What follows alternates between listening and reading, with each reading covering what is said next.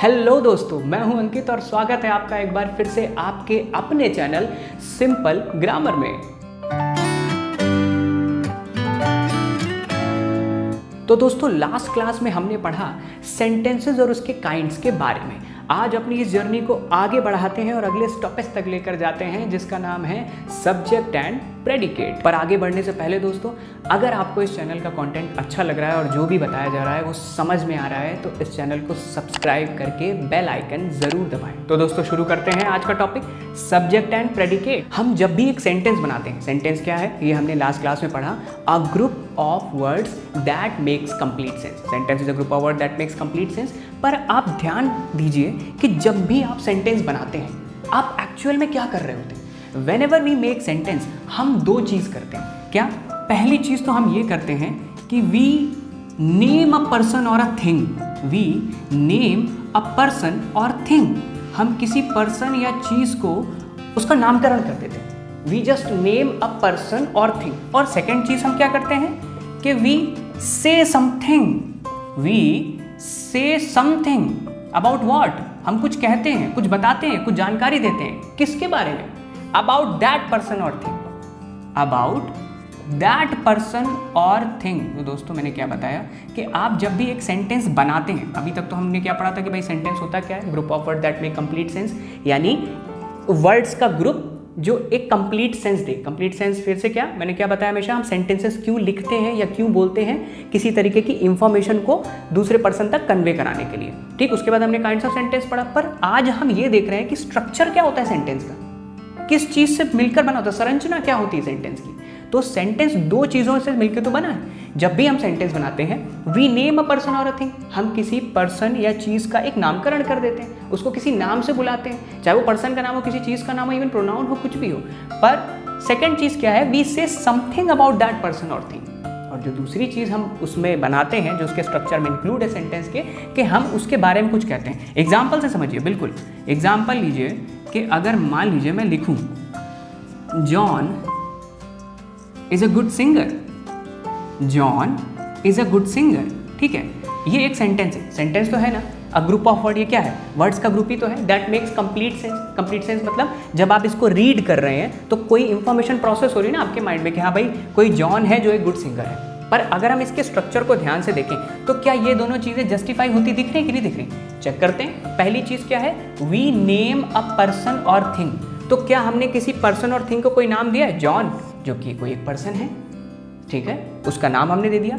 We say something about that person or thing. और क्या हमारे पास कोई चीज है, कोई पार्ट है उसके बारे में कोई जानकारी देने के लिए? बिल्कुल।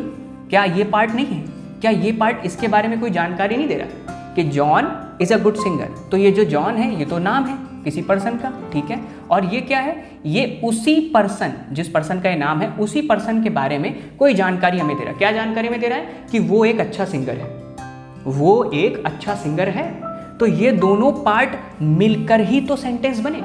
सेंटेंस के स्ट्रक्चर में ये दोनों पार्ट आए कि a name of person or a thing या something about that person or a thing. इन दोनों स्ट्रक्चर को मिलाकर ही एक सेंटेंस बना दोस्तों। या अगर दूसरे शब्दों में कहें, यानी ग्रामर की भाषा में कहें, तो we always have a subject to speak about. हमारे पास हमेशा एक सब्जेक्ट होगा टू स्पीक अबाउट, यानी किसी वो सब्जेक्ट, वो वर्ड होगा जिसके बारे में हम कुछ कह रहे होंगे।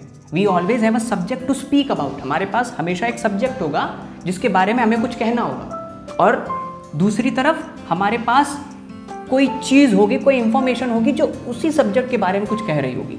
तो जो पहला पार्ट होगा सब्जेक्ट, उसी को कहेंगे जिसके बारे में हमें कुछ कहना है। और जो भी कहना है उस सब्जेक्ट के बारे में, उसी सब्जेक्ट के बारे में जो भी कहना है वो हमारा कहलाएगा दोस्तों क्या? प्रेडिकेट। यहाँ से परिभाषा यानी डेफिनेशन बनती है सब्जेक्ट और प्रेडिकेट की। बहुत इजीली आसान भाषा में समझिए दोस्तों कि हमारे पास एक सेंटेंस है, उसका स्ट्रक्चर क्या है? दो पार्ट से मिलकर बना है। हिंदी में उसे समझते हैं। वो दो पार्ट्स कौन से हैं कि एक पार्ट होगा वो हमेशा किसी का कोई नाम होगा, किसी पर्सन या किसी थिंग का, और दूसरा पार्ट जो होगा वो कोई इंफॉर्मेशन होगी उसी नाम के बारे में, उसी पर्सन और थिंग के बारे में। तो ये दोनों पार्ट आपको यहाँ पे दिखते, जस्टिफाई होते जा रहे हैं। यानी ये एक सेंटेंस है और इसी सेंटेंस में सब्जेक्ट क्या है? जॉन, प्रेडिकेट क्या है, is a good singer. John he वो सब्जेक्ट है जिसके बारे में हमें कुछ कहना है, और इज़ अ गुड सिंगर वो चीज़ है जो जॉन के बारे में कुछ कह रही है। यहाँ से बनता है हमारा सब्जेक्ट और प्रेडिकेट। तो दोस्तों एक सेंटेंस के कितने पार्ट होंगे, 2 पार्ट, सब्जेक्ट और प्रेडिकेट। पहला पार्ट जिसके बारे में कुछ कहा जाएगा और प्रेडिकेट यानी दूसरा पार्ट जो कुछ भी पहले पार्ट यानी सब्जेक्ट के बारे में कहेगा। अब एक इंटरेस्टिंग सा रूल ये कहता है कि यूजुअली अगर हम देखें मैक्सिमम सेंटेंसेस जो आते हैं उसमें सब्जेक्ट हमेशा पहले आता है। John is a good singer, Ram is a good dancer, हमेशा सब्जेक्ट पहले आता दिखाई दे रहा है। पर ये हर केस में नहीं होता, मोस्टली यही होता है, मैक्सिमम केस में यही होता है, पर हर केस में नहीं होता है। ओके, तो जो बचे हुए केसेस हैं उसमें क्या होता है, कभी कभी जो सब्जेक्ट है वो आखिरी में भी आ सकता है। कैसे, अभी आप देखिए, अगर मैं एक सेंटेंस लिखूं, हियर कम्स द बस, अब इसको जरा उन 2 पार्ट्स की जो डेफिनेशन आपने समझी है कंपेयर करके देखिए कि एक पार्ट जो किसी पर्सन या थिंग का नाम है तो वो तो ये है, और दूसरा पार्ट जो उसी पर्सन या थिंग के बारे में कोई इंफॉर्मेशन दे रही, यानी हियर कम्स द बस, अब आई वो बस, तो अब आई उसके आने की जो इंफॉर्मेशन है वो तो ये पार्ट दे रहा है और नाम तो ये पार्ट है। तो यहाँ पे तो उल्टा हो गया। अगर डेफिनेशन वाइज हम देखें तो सब्जेक्ट ये निकल रहा है, प्रेडिकेट ये निकल रहा है, पर जो सीक्वेंस है वो उल्टा हो गया। ऊपर वाले सेंटेंस में क्या था कि सब्जेक्ट ये है, पर्सन किसी पर्सन या किसी थिंग का नाम, और प्रेडिकेट ये है उसी के बारे में कोई इंफॉर्मेशन। यहाँ पे भी उन्हीं जो 2 डेफिनेशन मैंने बताई हैं, 2 पैरामीटर हैं जिस पे जज करके हमें पता करना है सब्जेक्ट क्या है, प्रेडिकेट क्या है। उस पैरामीटर पे जज करके हमको पता तो लग पा रहा है कि सब्जेक्ट और प्रेडिकेट क्या है, पर सीक्वेंस दोनों सेंटेंस में उल्टा है।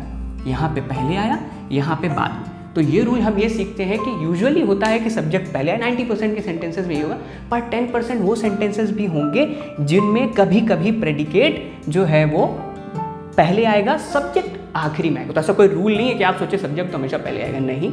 आपको सिर्फ उन 2 पैरामीटर्स पे चेक करके देखना है कि सब्जेक्ट कौन सा पार्ट है, प्रेडिकेट कौन सा पार्ट है। ये नहीं कि जो पहले लिखा वही सब्जेक्ट है। यहाँ हेयर कोई सब्जेक्ट नहीं है, बस एक सब्जेक्ट है।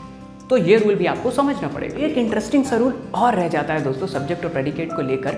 हमने कल पढ़ा इंपेरेटिव सेंटेंसेस कौन से होते हैं, जो ऑर्डर दे या रिक्वेस्ट हो जिनमें, वो इंपेरेटिव सेंटेंसेस होते हैं। अगर कोई इंपेरेटिव सेंटेंस हम लिखें, फॉर एग्जाम्पल सिट डाउन, अब आप कहेंगे अरे सर ये सेंटेंस है, हाँ ये तो सेंटेंस है, ठीक है, पर इसमें सब्जेक्ट और प्रेडिकेट कैसे पहचाने, इसमें तो कोई सब्जेक्ट है ही नहीं है, बस सिट डाउन बैठो ऐसा कहा जा रहा है। तो इंपेरेटिव सेंटेंसेस में हमेशा सब्जेक्ट हिडन रहता है और वो होता है यू।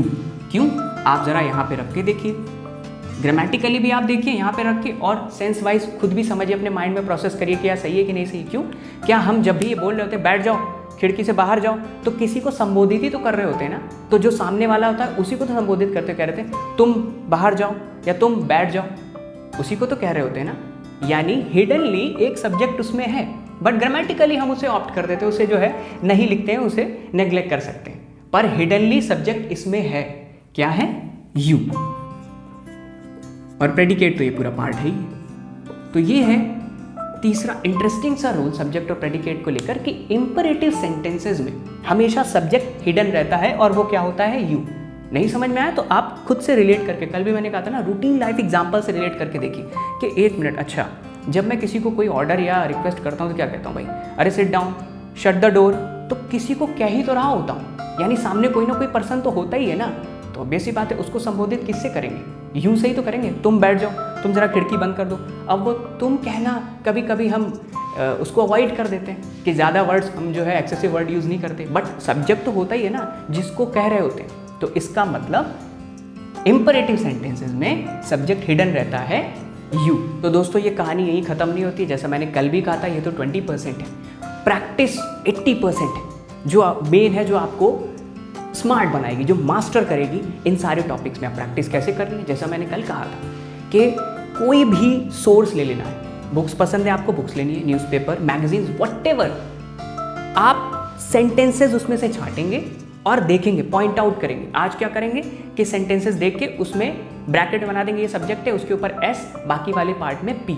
इंपेरेटिव सेंटेंसेस को स्पेशली देखिए कि अच्छा ये तो इसमें यू हिडन होगा। चेक करिए खुद कि जो इंफॉर्मेशन आप ये देख रहे हैं वो सही है भी कि नहीं। या जो तीसरी चीज़ मैंने बताई कि कभी कभी प्रेडिकेट जो है पहले आ जाता है, सब्जेक्ट बाद में आता है, उस तरीके के सेंटेंसेस को देखिए, प्रैक्टिस करिए और मुझे कमेंट सेक्शन पे अपनी फोटो डाल के टैग ज़रूर करिए। ये बताइए कि ये कंटेंट सही है या नहीं है, ये जो चीज़ बताई गई आपको दिख रही है कि नहीं दिख रही, तब तो असली मज़ा है। 80% आपकी प्रैक्टिस है, वही आपको मास्टर करेगी। आज की ये जर्नी यहीं तक, कल फिर इस जर्नी को थोड़ा आगे बढ़ाएंगे और देखेंगे कि अगला स्टॉपेज क्या होता है। अगर ये वीडियो पसंद आया हो, शेयर करिए सबको, ताकि सबको ये सारा कंटेंट मिले, सबको ये जानकारी मिले। सब्सक्राइब करिए। तब तक के लिए गुड बाय।